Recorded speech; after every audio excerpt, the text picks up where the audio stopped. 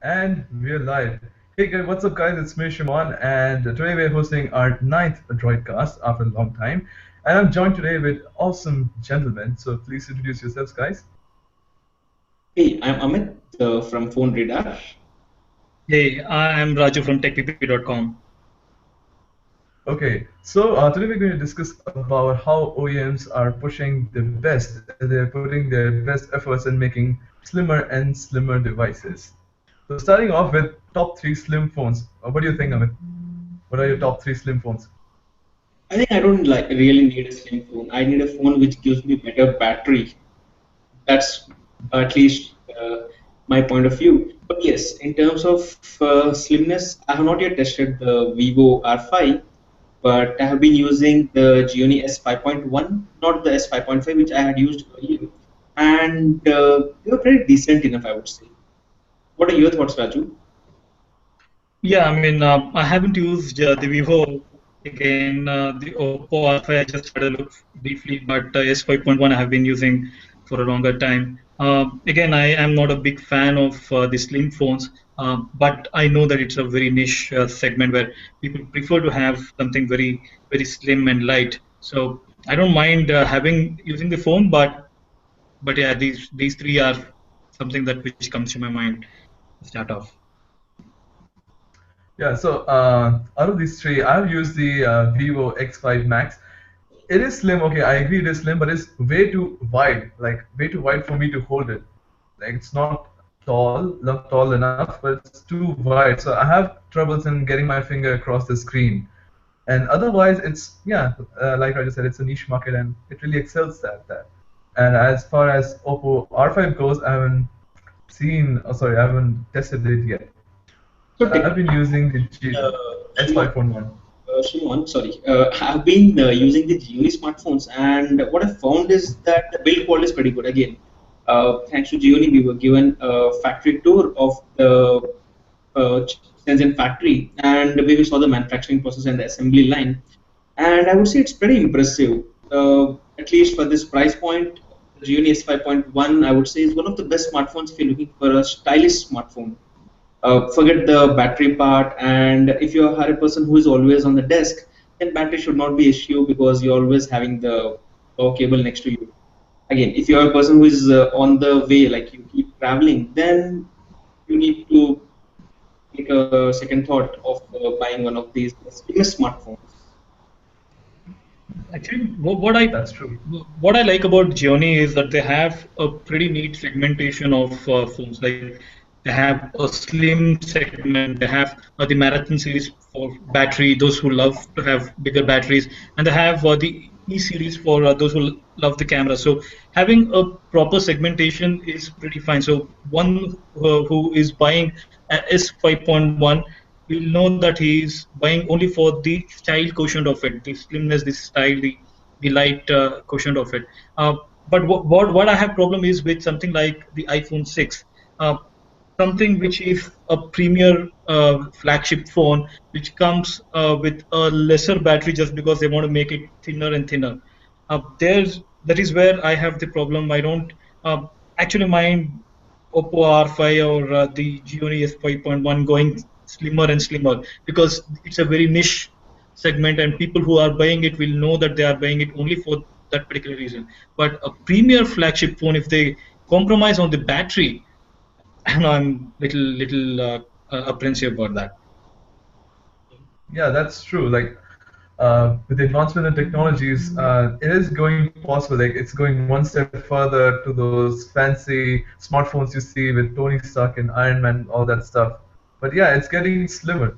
So people do like there are a category of people like there's some power users which need powerhouse performance, and they're like some marathon goers which want to have a very large battery life, and one of those who want just the phone for this looks and just for the style. So yeah, for them this is pretty good. And the best thing about S5.1 is that the slimness is uniform. It's not like it has a camera bump. So that's something which I don't like on other slim phones. This is uniform. What do you think? It's probably based on the feedback which they received on the S5.5, where there was a bump on the camera side, and then they came out with this 5.1.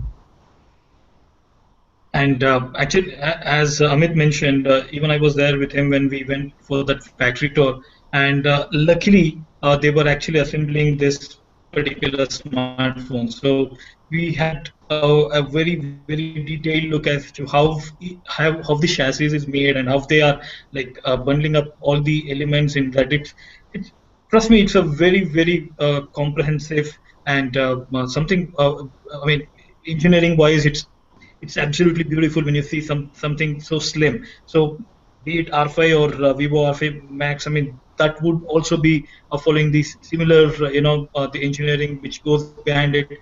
But my only concern is, uh, what next? Like, okay, you have made it 4.7 mm thin. So what next? Like, where is Sorry. that is where I'm little apprehensive about. Yeah, that's true. Like that's really true. So what do you think? Like what goes into a slim phone? Like what are the process and what pros and cons do you have in a slim phone? What do you think? Um, I feel that primarily it's the battery, and then what I really don't like about the Genie smartphones is the Amigo UI. They should be dumping that. Exactly. At least when you talk about the Genie smartphones, when you talk generally about the slim smartphones, again, we cannot talk about the performance because these days I feel that any medium to high segment smartphones offer you with decent performance, which can get your job done. Again, when you talk about the premium segment, I have been using the LG G3 till the last 2 months back, and it was always lagging. So I don't know. We cannot even compare a mid-range to a premium segment because it's all about the UI, which is OEM push into these smartphones, and finally they start lagging up. So in terms of performance, I feel that the Genie smartphones, that's S5.1, also is performing pretty good. Except that if they plan to come up with something in the range of maybe 4.5 or 4.7 mm in the next flagship, it will probably look.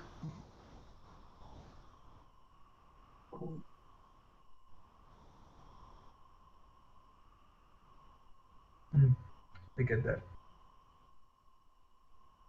I'm sorry, I'm Smartphones, I would say, went on for 2 days with decent usage. So they should be focusing more on the battery end. What are your thoughts, So Carl?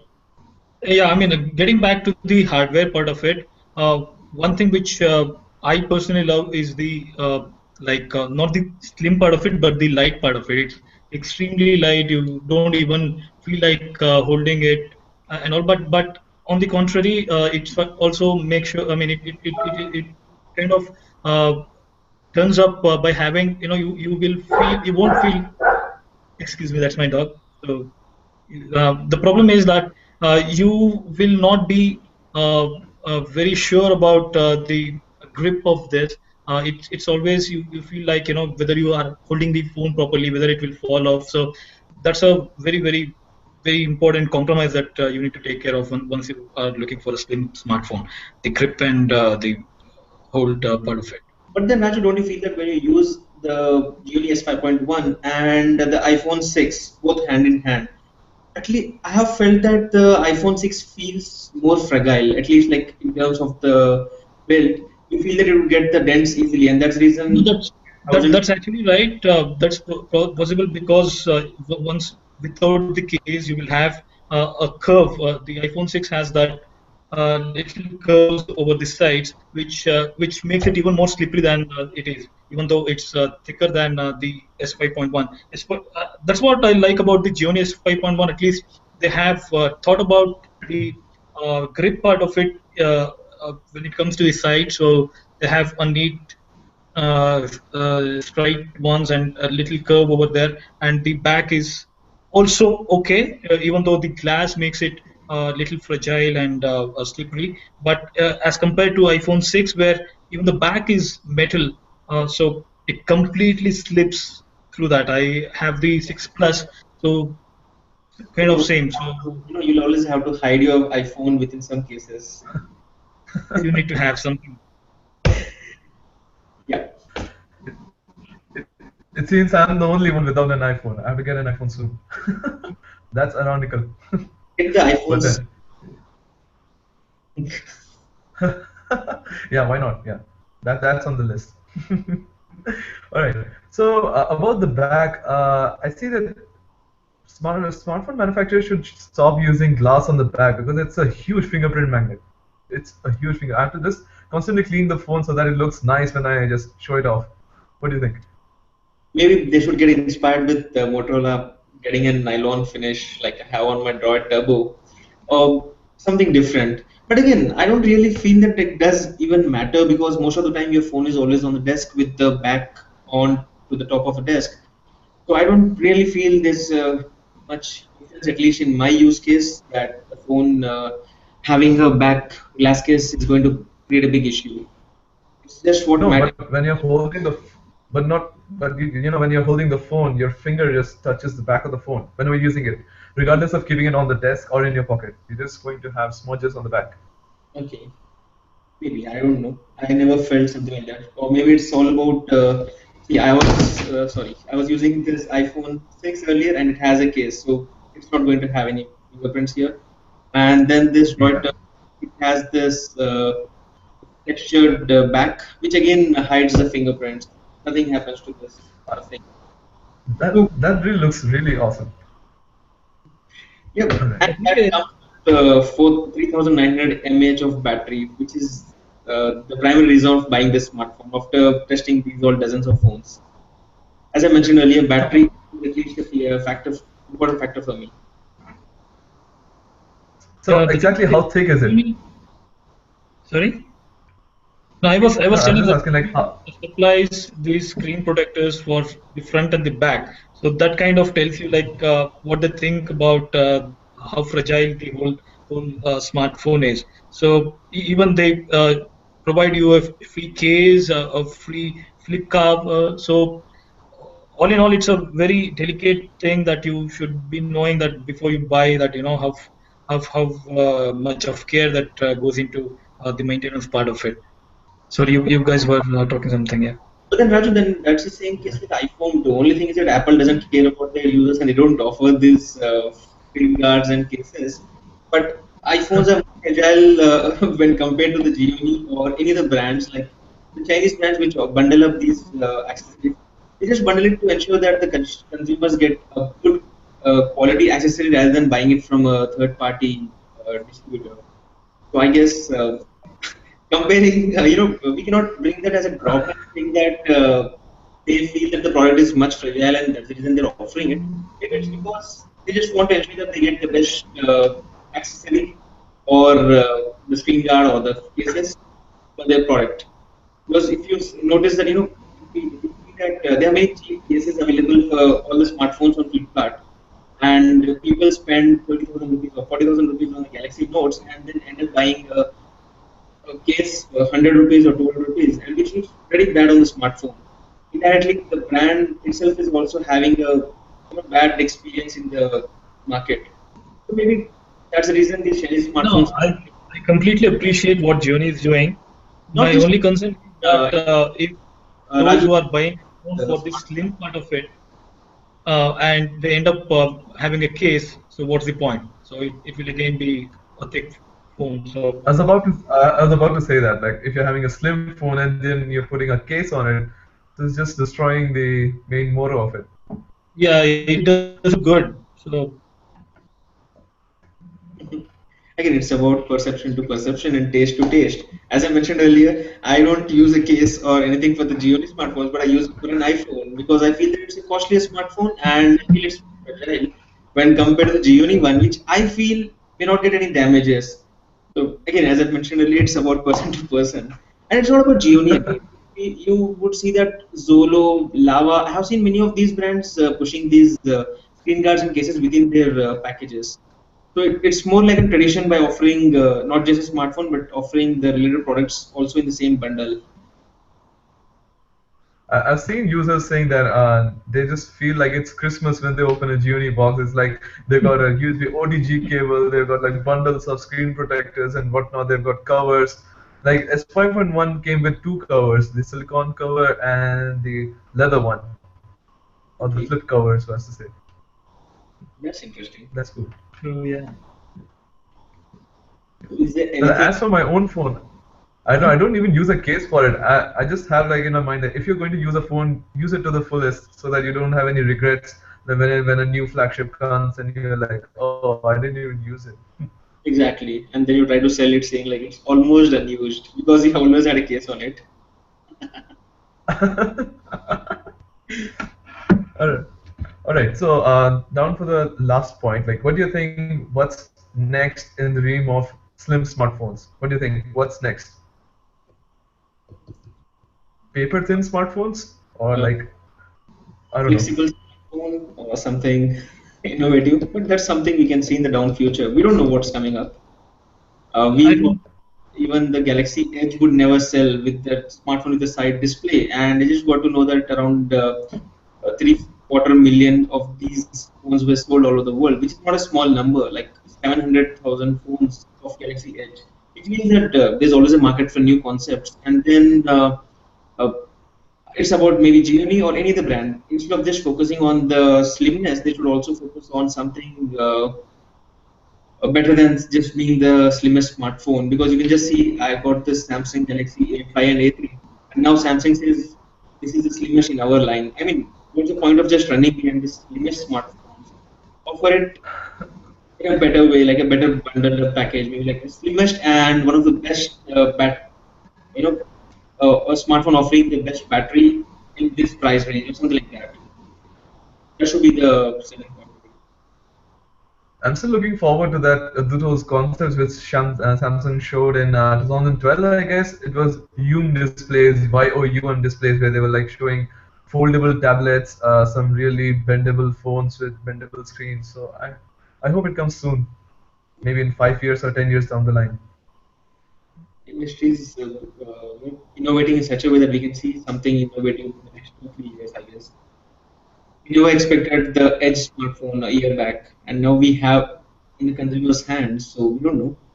In fact, I think it's LG or someone who had shown the flexible display too. It's not a smartphone, just a display, which clearly hints that we can expect something great in this month itself. Sorry, maybe next month. The Mobile World Congress. That's about it. Yeah, I mean, displays are already there, the flexible ones, the components which goes into that are not flexible enough. So, pretty far off, but I just hope that the kind of a fad that with the slim phones we have kind of ends here. A couple of executives that I have spoken to have told me the same thing that we don't want to go slimmer than this. This is the thing that we are happy with and want to improve upon this. So 5 or say 4.5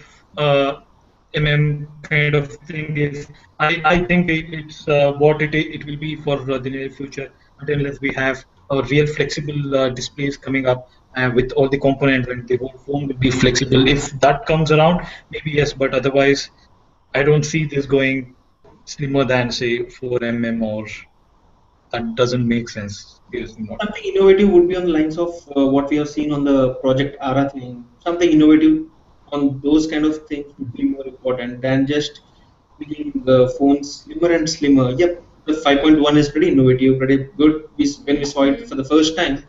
But now we see that it has become more like a war. Everyone is trying to get a slimmer smartphone than what is available in the market. So Gianni got the world's slimmest smartphone Guinness Book record, and then either Vivo or someone came up first with some slimmer than that. But it should not be like a race. It should be more like a better, slimmer smartphone than just the slimmest smartphone. Yeah, I read some Yeah. news yesterday that another phone just bet Vivo X5 Max. It was some weird name, Cool Kid Mini X7, something like that. It was like 4.6 mm, I guess. No, 4.7 mm as compared to 4.75 mm of Vivo X5 Max. That's how close the competition is. Yeah.